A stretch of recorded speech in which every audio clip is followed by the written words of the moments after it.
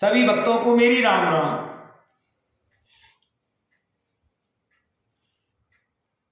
रावण के लिए मंदोदरी इतना समझाया कि जितना भी उसके पास गूढ़ ज्ञान का रहस्य था मंदोदरी के पास, वो अपने पति के लिए बड़े आराम से समझा रही है कि हे पतिदेव, आप जिन्हें मनुष्य समझकर जिनसे बैर कर रही हैं, वह तीनों लोकों के चराचर स्वामी, वह पर ब्रह्म मनुष्य का रूप लेकर धर्म की स्थापना करने के लिए आए हैं।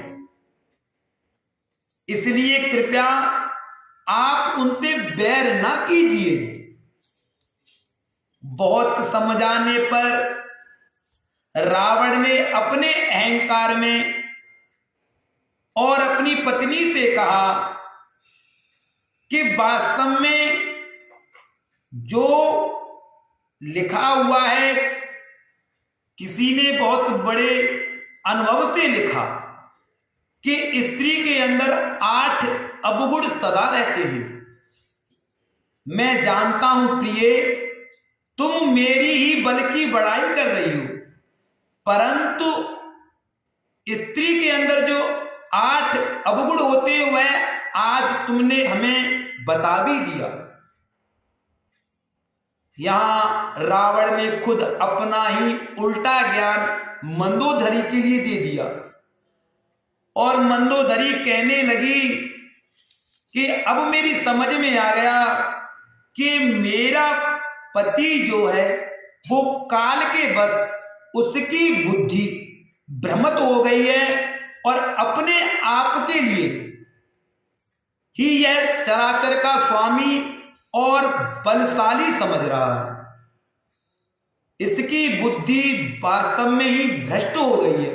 यानी कि मंदोदरी इस बात को समझ गई और उन्होंने ये समझ लिया कि मेरा पति अब कालवश हो गया है, इसकी समझ में अब कुछ नहीं आ रहा, सिर्फ इसे अपना पतन अपने आप याद आ रहा है।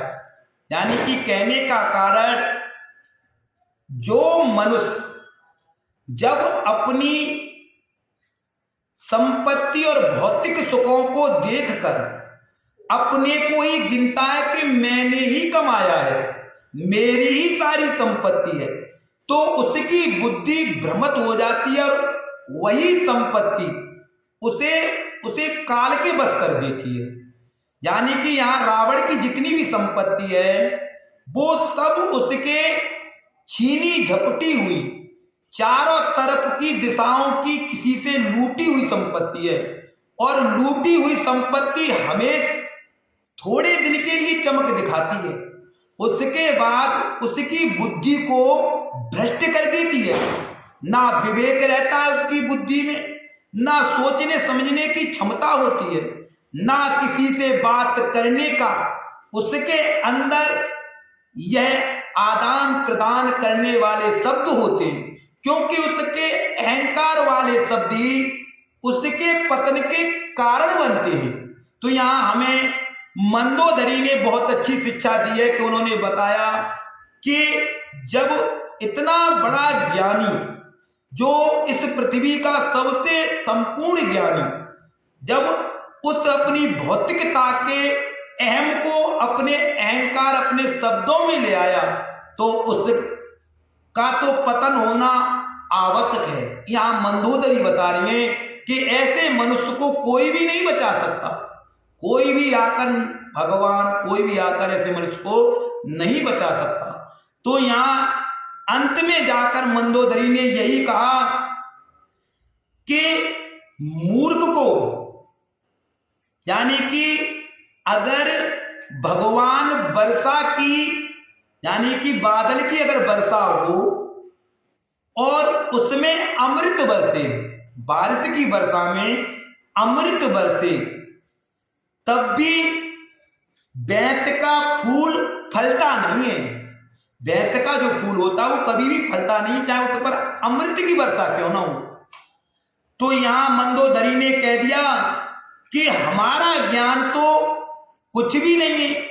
अगर ऐसे दुष्ट और सट मूर्खों के लिए अगर स्वयं ब्रह्मा अपना ज्ञान दें, ऐसे अहंकारी और मक्कारी मनुष्य के लिए अगर स्वयं ब्रह्मा आकर ज्ञान दें तो भी वह ज्ञान नहीं मानेगा।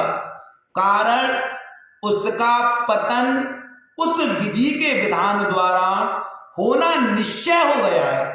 यही कारण बता रही है मंदोदरी, यही कारण बता रहे हैं कि जो मनुष्य अपनी भौतिक माया को, संपत्ति को, जो लूटी हुई संपत्ति होती है, उसके भौतिक सुख में अपनी बुद्धि विवेक को नष्ट कर देता है और अपने शब्दों के जो आदान प्रदान होते हैं अगले वाले से, वह उनसे उन्हें दुख देता है। यह दुष्ट व्यक्ति के आचरण होते हैं। तो यहां मंदोदरी ने समझाया है कि ऐसे मनुष्य के लिए तो अगर ब्रह्मा भी ज्ञान दें तो भी उसका कल्याण अंत गति में होगा, यानी कि पतन के लिए ही होगा। वो ज्ञान नहीं मानेगा किसी का, चाहे कितना भी बड़ा ज्ञानी क्यों ना आ जाए, स्वयं ब्रह्मा जी भी आ जाए, वह ज्ञान अपना ही मानेगा, वह किसी दूसरे का ज्ञान नहीं मानेगा। वहां से भगवान यहां सभी के लिए यह बता रहे रामचरितमानस से कि रामचरित जो मानस है, हर चौपाई एक एक शब्द, हर चौपाई मनुष्य के लिए बहुत ही गूढ़ रहस्य बताती है, बहुत आध्यात्मिक रहस्य बताती है कि मनुष्य को करना क्या है जीवन में और चलना कैसे है।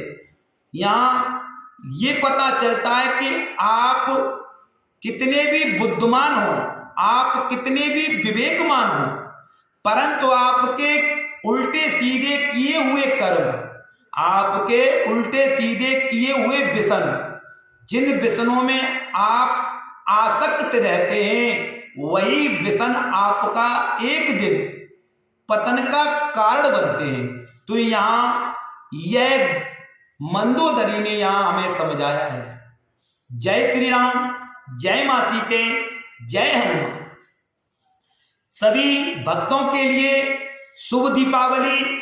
माता लक्ष्मी अपनी सभी भक्तों पर कृपा बरसाएं और सभी दुष्टों के लिए भी माता रानी लक्ष्मी अपनी कृपा बरसाए और दुष्टों के लिए बुद्धि विवेक इस दीपावली पर दे और माता रानी अपनी उन सभी भक्तों के लिए धन की वर्षा करे जो धन के अभाव में है। हम यही कामना करते हैं कि माता रानी लक्ष्मी जो धन के अभाव में पुरुष हैं, जिन्हें धन ही सब कुछ है, जिनके लिए पैसा ही सब कुछ है, ऐसे मनुष्यों को और पैसा दें, ऐसे मनुष्य के लिए और पैसा दें, इतना पैसा दें कि कम से कम 7 पीढ़ी उस मनुष्य की खाए।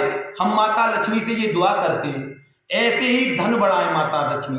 जय श्री राम, जय मां सीते, जय हनुमान।